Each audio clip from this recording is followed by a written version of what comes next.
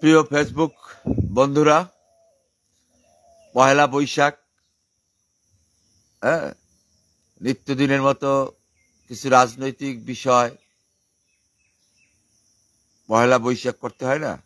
বছরের নতুন বছরের প্রথম দিন তো রোজই করে থাকি। যেহেতু পহেলা বৈশাখ, আজকে রাজনৈতিক কিছু বিষয় চিন্তা ভাবনা করা উচিত।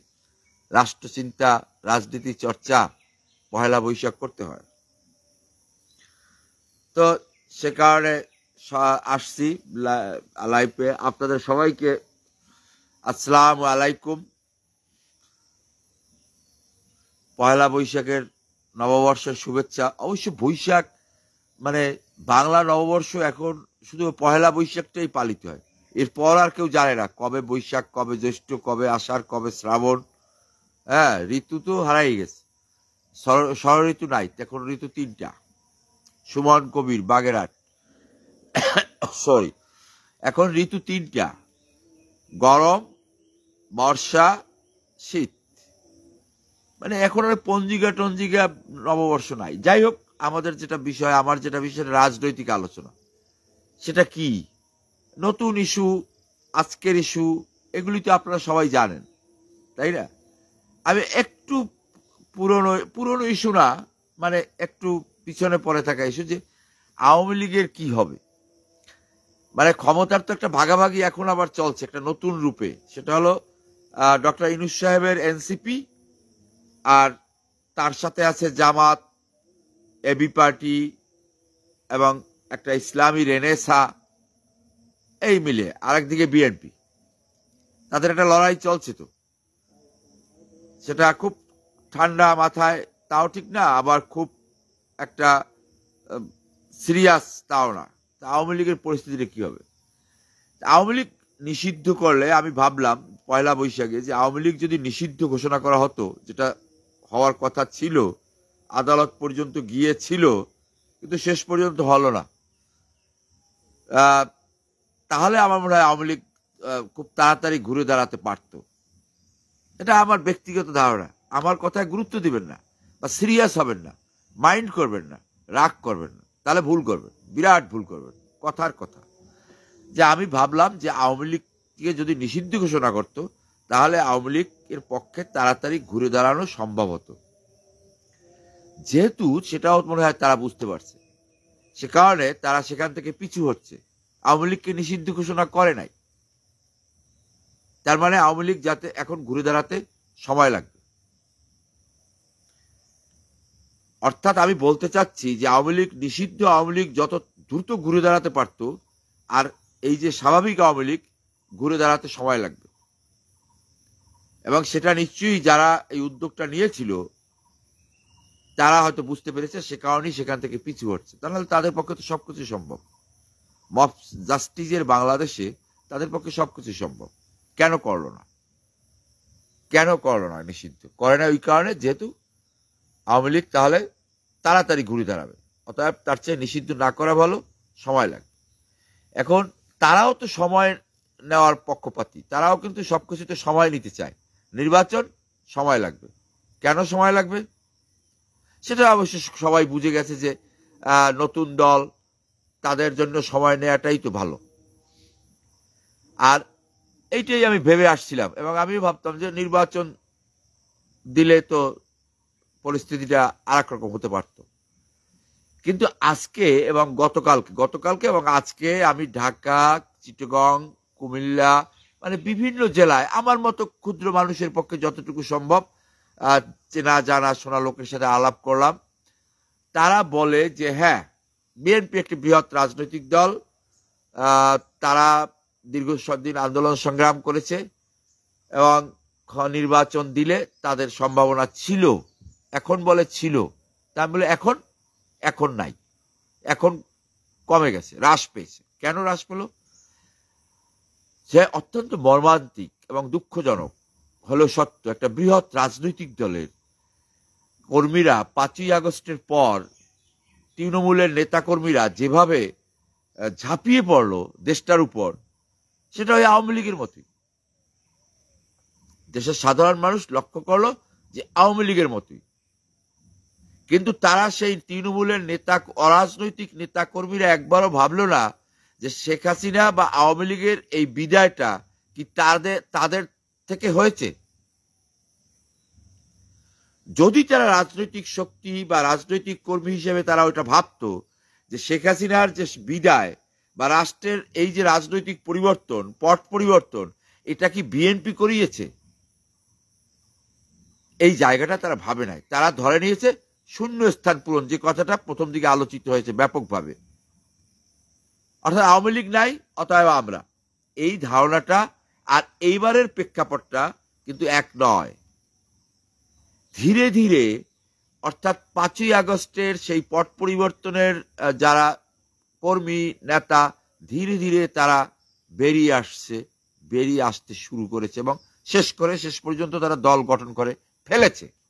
সেই সব নেতাদের আমি 5ই আগস্টের আগের ছবি, চেহারা আর এখনকার চেহারার মধ্যে আমরা পার্থক্য দেখতে পাই। তাদের ফ্যাট হয়েছে। এনসিপি রাজনৈতিক দলের নেতাদের যে পরিবর্তন, স্বাস্থ্যের যে পরিবর্তন, আমি সেটা বলছি যে তাদের ফ্যাট হয়েছে, তাদের দামি গাড়ি হয়েছে, তাদের টাকা হয়েছে, তাদের হাতে নাকি অস্ত্রও আছে। তো তাদের উপদেষ্টাই তো বলে যে আমাদের সশস্ত্র বিপ্লবের ডাক দিতাম, তো অস্ত্র ছাড়া তো সশস্ত্র বিপ্লব হয় না, অস্ত্র আছে তাদের। ইন্টারন্যাশনালি ডক্টর ইউনূস সাহেবের যে একটা ব্যাপক পরিচিতি, সুনাম, সুখ্যাতি আছে, সেটাকে তারা ব্যবহার করতে পারছে এই অল্প বয়সে। এটা একটা বিষয় যেটা আওয়ামী লীগ বিএনপির কোনো নেতা কর্মীরা পারতো না বা পারে না, সেই সুযোগ তাদের নাই, বা সেই সুযোগ কেন্দ্রীয় নেতারা তাদেরকে দিত না, বা কেন্দ্রীয় নেতাদেরই বা কতটুকু ছিল, যেটা ইউনূস সাহেবের আছে, সেই সুযোগটা তারা পাচ্ছে। তাহলে তাদের প্লাস পয়েন্ট, তাদের স্বাস্থ্যে ফ্যাট মানে মেদ ভুঁড়ি বেড়ে গেছে, তাদের দামি গাড়ি হয়েছে, টাকা হয়েছে, অনেকের সংসার হয়েছে, সুন্দরী স্ত্রী হয়েছে, এবং তাদের হাতে অস্ত্র আছে। তো সময় নিলে তাদের প্রভাব প্রতিপত্তি বাড়বে। তবে তালেবান হওয়ার যে শঙ্কা ছিল সেইটা আর নাই। পয়লা বৈশাখ মানে গতকালকে বা আজকে যে দেখলাম পয়লা বৈশাখ উদযাপন, তাতে আর ওইটার শঙ্কা নাই। এটা ওই আওয়ামী লীগ বিএনপির মতোই একটা রাজনৈতিক দল হচ্ছে এবং ক্ষমতায় থেকে যাওয়ার চেষ্টা করবে বা ক্ষমতায় আসতে চাইবে। কিন্তু তাদের আওয়ামী লীগ বিএনপির থেকে আলাদা হলো এইটা যে তাদের বয়স কম। ধরেন আওয়ামী লীগের যেসব নেতারা বিদেশে আছে, তারা তো অনেকের চিকিৎসার খবর পাওয়া যাচ্ছে হসপিটালে, বয়স্ক, বয়স হলে তো চিকিৎসা লাগবে। 40 পেরুলি চশমা, তাই না? 40 পেরুলি চশমা, অর্থাৎ চশমা লাগবে, অতএব তাদের তো হসপিটালে। বিএনপির নেতারাও অসুস্থ আছে, সেটা বড় কথা না। বড় কথা হলো আওয়ামী লীগের শীর্ষ নেতারাও দেশ বিদেশে আছে, যেভাবেই থাক, সেটা পরে আলোচনা আসবে। বিএনপির শীর্ষ নেতারাও বিদেশে আছে। তাহলে এখানে আছে কে? আওয়ামী লীগের একটা ভ্যাকুয়ামটা বড় হয়ে গেছে এখন। তাহলে বিএনপির ভ্যাকুয়াম যারা আছে, তারা আসলে সেকেলে রাজনীতি চর্চাটাকে উল্লেখ করতে চাই আমি এই প্রসঙ্গে। আওয়ামী লীগ বিএনপি দীর্ঘদিন যাবৎ সেকেলে রাজনীতির চর্চা করে আসছে। এই সেকেলে রাজনীতির চর্চা এবং একই টাকার এপিটুপিট, বা যেটাকে বলা হয় মুদ্রার এপিটুপিট বা অচল পয়সার রাজনীতি করে আসছিল এবং তারা বেনিফিটেড। বাট এখন অচল পয়সা আর চলছে না, নতুন পয়সা এসেছে, ডলার এসেছে। সিরাজুল ইসলাম খান, ভান্ডারিয়া যুবলীগের নেতা, তিনি আমার সাথে অংশগ্রহণ করেছেন। তরিকুল ইসলাম ভাই, তিনি অংশগ্রহণ করেছেন। তো যে কথাটা বলছিলাম, সিরাজ ভাই, সুমন ভাই, তরিক ভাই, যে দেখুন যে পুরনো রাজনীতি, সেকেলে রাজনীতি, একঘেয়েমি রাজনীতিতে কিন্তু নাগরিকরাও অতিষ্ঠ হয়ে পড়েছে এবং সে কারণে গ্রাম অঞ্চলেও নাকি এখন ডক্টর ইউনূস সাহেবকে কেউ কেউ চায় বা মনে করে যে থেকে যাক, তবে তার আমলে যেন মব জাস্টিস, ভাঙচুর, অগ্নিসংযোগ, এই সমস্ত অরাজকতা না হয়। ডক্টর ইউনূস সাহেবের এই যদি আভ্যন্তরীণভাবে এটা কন্ট্রোল করতে পারে, তাহলে থেকে যাক, এরকম একটা ভাবনা কিন্তু মানুষের মধ্যে এসে গেছে। আমি মানে তেতো হলেও বলতে বাধ্য হচ্ছি, কারণ আমি তো I change my mind. Political সিচুয়েশনে যে লোক মানে মনের পরিবর্তন করে না, সে কোনো, আমি মনে করি, বিশ্লেষক না। একটা আমার দলীয় দৃষ্টিভঙ্গি থাকতে পারে, বা প্রত্যেকটা মানুষের আমার থাকতে পারে, সেটাকে আলাদা করে রাখতে হবে। কিন্তু এছাড়া পরিস্থিতি, সার্বিক পরিস্থিতির উপর আপনার একটা ধারণা এবং আপনার পরিবর্তন, কথার পরিবর্তন, বক্তব্যের পরিবর্তন হতেই পারে। আমি আজকে লক্ষ্য করে দেখলাম যে সত্যি এই কারণেই হয়তো ওই কথা বলা হচ্ছে যে 5 বছর থেকে যাক ইউনূস সাহেব, অথবা 10 বছর থেকে যাক ইউনূস সাহেব, এইসব কথাবার্তা আসছে। পরিবর্তনের কেন আসবে না বলেন ইমদাদুল হক মিলন ভাই, কেন আসবে না বলেন? এই যে বিশেষ ক্ষমতা আইন, বিএনপি 1974 না 1974-এর স্পেশাল ক্ষমতা আইন, এটা তো সবাই কয় বাতিল করবো বিরোধী দলে থাকলে, কিন্তু সরকারে গেলে তো করে না। এখন এরাও যে করবে সেটাও কিন্তু বিশ্বাস করা যাচ্ছে না। কারণ কয়দিন আগে তো এক মডেল গার্ল, মডেল গার্ল তো মানুষ, বিশেষ ক্ষমতা আইন আটক করা হলো, অর্থাৎ সেই আইনটার প্র্যাকটিস হলো। ঠিক আছে, তার মানে পরিস্থিতিটা এমন হয়ে দাঁড়াচ্ছে যে নতুন দল, ডক্টর ইউনূস সাহেবের নতুন দলের নেতাদের মেদভুরি বাড়ছে, নতুন গাড়ি হচ্ছে, ডলার হচ্ছে, তাদের প্রভাব প্রতিপত্তি বাড়ছে। তার মানে কি? তার মানে হলো যে আওয়ামী লীগ বিএনপির মতো কাতারেই এক পর্যায়ের এক দল গড়ে উঠছে। পার্থক্য এতটুকু যে আওয়ামী লীগ বিএনপি বড্ড সেকেলে, আর নতুন দল আধুনিক তরুণ। কিন্তু লুটপাট, নিয়োগ বাণিজ্য, মামলা বাণিজ্য, এক্ষেত্রে কিন্তু তারা ওই আওয়ামী লীগ বিএনপির প্র্যাকটিসটাই করে যাচ্ছে, শুধু তারুণ্য আছে, এই পার্থক্য। তাহলে আমরা মোটামুটি আপাতত নিরাপদ, যেটা তালেবান বা উগ্র মৌলবাদ, বা এখন উগ্র মৌলবাদটাকে যেহেতু নতুন দলের জনভিত্তি হয় নাই, আওয়ামী লীগ এবং বিএনপির সারা বাংলাদেশের তৃণমূলের গ্রামগঞ্জে যে জনভিত্তি আছে, যতটুকু থাক আছে, নতুন দলের তো সেটা হয়নি, ছাত্রদের দ্বারা দল। অতএব সেই জনভিত্তির প্রমাণের জন্য, বা জনভিত্তি যে একটা শক্তি, সেটাকে প্রমাণ করার জন্য তারা এই আলেম বা ইসলামী রেনেসা, বা এই যে আমি প্রকাশ্যে বলি আজহারি সাহেব, আহমদুল্লাহ সাহেব ইত্যাদি মানুষদেরকে সাথে একটা গড্ডালিকা প্রবাহে গা ভাসিয়ে দিচ্ছে, অথবা তাদের সাথে কোনো একটা আন্তর্জাতিক বা পর্যায় থেকে বা দেশীয় পর্যায় থেকে একটা রাজনৈতিক সমঝোতার মধ্যে এগিয়ে যাচ্ছে। অর্থাৎ জনভিত্তি লাগবে তো, জনসমাবেশ লাগবে তো। এখন সেটা চলছে, ভালোই চলছে, তাই না? এখন ডক্টর আজকে যে আমেরিকা থেকে দুজন, মানে ইউনূস সাহেবের সরকারের পর আজকে প্রথম আমেরিকা থেকে দুজন সর্বোচ্চ পর্যায়ের উপসহকারী না বিশেষ সহকারী পররাষ্ট্রমন্ত্রী দুজন আসছেন। এখন হবে কিন্তু আর একটা খেলা। সেটা কি? অ্যাকচুয়ালি আমেরিকার টার্গেটটা কি ছিল এখানে? ভারতকে ঘায়েল করা, না আওয়ামী লীগ সরকারকে উচ্ছেদ করা, নাকি চীনের সাথে কোনো দ্বন্দ্ব কিংবা সখ্যতা? এর মাঝখানটা বাংলাদেশ, ফিল্ড, ময়দান, এরকম তো কথাবার্তা ছিল। এখন এইটা কিন্তু আজকে থেকে শুরু হয়ে গেল আমার ধারণা। যেহেতু কেউ তো আর বিনা কারণে কিছু করে না, একটা উদ্দেশ্য তো থাকে না? কারণ আমেরিকার প্রতি সপ্তাহে স্টেট ডিপার্টমেন্ট যে বিবরণ দিচ্ছে, বিবৃতি দিচ্ছে, সেখানে বাংলাদেশ প্রসঙ্গ আছে। ওয়াশিংটন ডিসি থেকে সাংবাদিক দস্তগীর সাহেব জানিয়েছেন যে এভরি উইক বাংলাদেশ সম্পর্কে স্টেটমেন্ট দিচ্ছে। আমেরিকার প্রেসিডেন্টরা একসময় বাংলাদেশ কোথায় জিজ্ঞেস করতো, এখন কিন্তু ডোনাল্ড ট্রাম্পের একদম মুখস্থ যে বাংলাদেশ চ্যাপ্টারটা, তাই না? এখন বাংলাদেশকে দিয়ে এর আগে পেন্টাগন থেকে আমেরিকা মানে একজন সামরিক জান্তা এসে গেল। তো যাই হোক, পররাষ্ট্র দপ্তরের পক্ষ থেকে এই দুইজন সর্বোচ্চ ব্যক্তি যারা এসেছেন। এখন খেলাটা এর মাঝখানে জাতিসংঘের মহাসচিব এসেছিলেন। এদিকে আজকে আরেকটা খবর এসেছে যে রাখাইন প্রদেশটা খুব সম্ভব হাতছাড়া হয়ে গেল। অর্থাৎ রাখাইনটা মায়ানমার সামরিক জান্তার হাতে পুরোটা চলে গেল। তাহলে রাখাইনে যে আরো 6 লক্ষ রোহিঙ্গা আছে তাদেরকে নিয়ে কিন্তু জাতিসংঘ মহাসচিবের একটা উদ্বিগ্নতা এখানে ছিল, যেটা করিডোর কথা বলা হয়েছিল। সেই 6 লক্ষ রোহিঙ্গা কি তাহলে এখানে আসতে যাচ্ছে না সেখানে তাদেরকে রেখেই নিয়ন্ত্রণ নেওয়া হচ্ছে? যদি রেখেই নিয়ন্ত্রণ নেয় তাহলে আমাদের উদ্বিগ্ন হওয়ার কিছু নাই। যদি তাদেরকে না রেখে নিয়ন্ত্রণ নিয়ে থাকে, আমি শুনেছি, আমার সোর্স খুব একটা শক্ত বা বড় বা লম্বা সোর্স না, ছোট ছোট সোর্স, যদি নিয়ে থাকে তাহলে ভালো, আর যদি না নিয়ে থাকে তাহলে কিন্তু আরো 6 লক্ষ রোহিঙ্গার দায়িত্ব আমাদের নিতে হতে পারে। আপনি ভাবেন যদি সেই 6 লক্ষ রোহিঙ্গার দায়িত্ব আমাদের নিতে হয় তাহলে হবে 20 লাখ। আপনি গাজায় যে যুদ্ধ হচ্ছে ইসরায়েলের সাথে, ওখানে কিন্তু 15 থেকে 16 লক্ষ ফিলিস্তিনির নিয়ে যুদ্ধ হচ্ছে।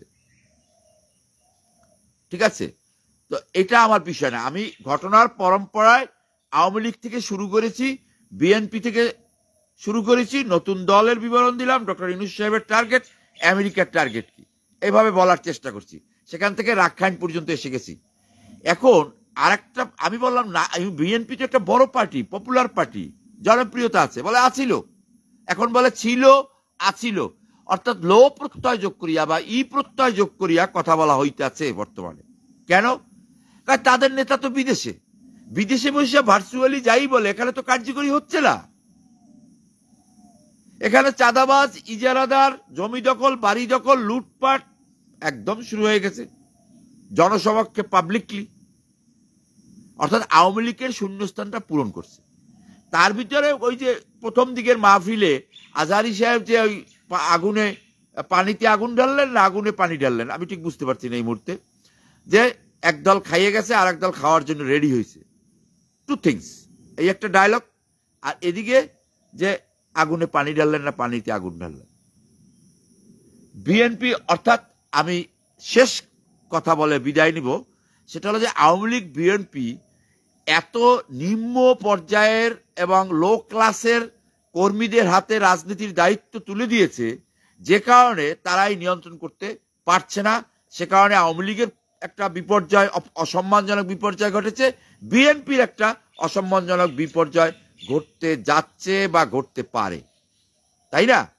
বিএনপির এই যে গত সপ্তাহের নেতাদের যে বক্তব্য, সেখান থেকে সেই জায়গায় যে তারা নেই সেটা আমি পরিষ্কার করে বলতে পারি। কারণ তারা ডক্টর ইউনূস সাহেবের কাছে গেছে দেখা করার জন্য। 16 তারিখে দেখা হবে, মির্জা ফখরুল সাহেব সিঙ্গাপুর থেকে চিকিৎসা থেকে আসার পর 16 তারিখে ডেট হয়েছে, দেখা করবে। তো দেখা করতে কখন যায়? যখন তাদের পরিস্থিতিটা ব্যাখ্যা করবো না, বলবো না, আপনারা বুঝে নেন।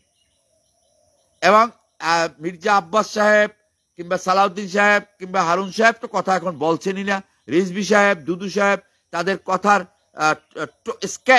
স্কেল বা টোন আগের চেয়ে নেমে গেছে, শুধুমাত্র এই তৃণমূল পর্যায়ের কর্মীদের কারণে। আমি কেন বলছি বিএনপির কথা? যে রাজনৈতিক শক্তি হিসাবে সবাই টিকে থাকুক সেটা চাই, কিন্তু এই কথাটা আমি অনেক বছর আগে থেকে বলে আসছি যে টোকাই সাগর, জিয়ার সানগ্লাস আর কসাই কালুর গায়ে বঙ্গবন্ধুর মুজিব কোট যেদিন তুলে দিয়েছেন, সেদিনই আপনাদের সাবধান হওয়া উচিত ছিল যে রাজনীতিকে আপনারা কোথায় নিয়ে যাচ্ছেন। তাই আমি শেষ করার আগে একটা কথা, অঞ্জন হালদার, মিলন ভাই আছে, তো অঞ্জন হালদার দাদা আপনাকে পয়লা বর্ষ শুভেচ্ছা, মিলন দাকে শুভেচ্ছা। সেটা হলো যে আওয়ামী লীগকে নিষিদ্ধ ঘোষণা করলে আওয়ামী লীগ দ্রুত ঘুরে দাঁড়াতে পারত, আর নিষিদ্ধ ঘোষণা না করলে আওয়ামী লীগের ঘুরে দাঁড়াতে সময় লাগবে। এই কারণেই কিন্তু আওয়ামী লীগের নিষিদ্ধ ঘোষণার জায়গা থেকে সরে আসছে সরকার বা এনসিপি বা নতুন রাজনীতিবিদরা, যেটা দিয়ে আমি শুরু করেছিলাম। এখন আওয়ামী লীগের সময় লাগবে। আর রাজনীতি একটা কন্টিনিউয়াস প্রসেস, প্রোগ্রাম, অর্থাৎ করার তো কিছু নাই। আমার কাজ, আমার পরিণাম, আমার কর্ম আমাকে যেদিকে নিয়ে যায় সেদিকেই যেতে হবে। তাই আওয়ামী লীগ কর্মীদের ধৈর্য ধারণ করতে হবে, অপেক্ষা করতে হবে। কারণ যাদের শূন্যস্থান পূরণ করার কথা বিএনপি, তাদের পরিস্থিতিটাই এখন কিন্তু তৃণমূল টের পাচ্ছে না। কারণ তৃণমূলের বিএনপির সেট আপটা এত নিম্নমানের, আওয়ামী লীগেরও, আমি আওয়ামী লীগের কথাও বলছি, যে সেট আপের কারণে একটা আজকে একটা টিকটক একটা দেখলাম, হক টিকটক। আরে ভাই, ওইগুলি দিয়ে তো রাজনীতি এখন। বলে যে জামাতের 5 জন কর্মী আওয়ামী লীগ বিএনপির 50 জন কর্মীর সমান। কেন একথা হাসিনা, শেখ হাসিনা একবার বলেছিল এই ধরনের একটি উক্তি, যে জামাতের 100 কর্মী, আমাদের কর্মী পরিমাণ খুবই কম, লজ্জাজনক, বলতে লজ্জা লাগে আমার। তো পরিস্থিতিটা এইরকম হয়েছে। এই রাজনীতি কেন বিনষ্ট করা হলো? ব্যক্তি স্বার্থে, দলের স্বার্থে রাজনীতিকে আর কোথায় নিয়ে যেতে চান? তবুও পহেলা বৈশাখ একটা ভালো বাংলাদেশের আশা আকাঙ্ক্ষা করে আজকের মতো এখানেই বিদায় নিচ্ছি। সবাইকে অসংখ্য ধন্যবাদ এবং শুভ নববর্ষ।